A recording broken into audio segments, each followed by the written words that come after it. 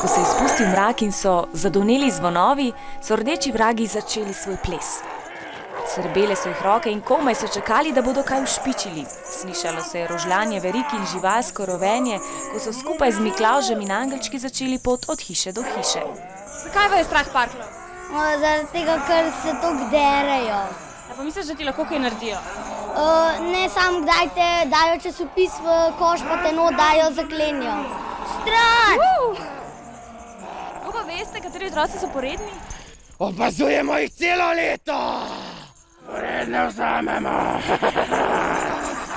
Da ne bojo vzeli, si bil priden? Ja. Vse, ki so znali moliti, je Miklavž nagradil z bomboni. Parklji pa so čakali na...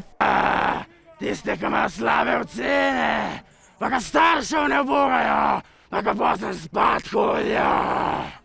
Kaj pa naredite s tistimi otroci, ki niso bili pridni? Sladkarije jim vzamejo, pa daril ne dobijo, pa do drugega leta se morajo pa boljšati. V davnih časih so ljudje verovali, da je vse, kar se dogaja v naravi, povezano s skrivnostnimi bitji.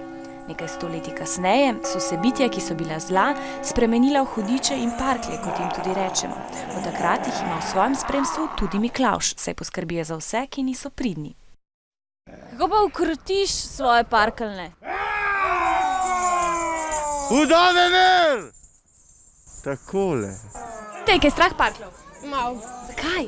Majske imajo verige pa so. Ker smo parkljem ves večer nagajali s kamero, so na koncu namesto otrok odpeljali kar mene.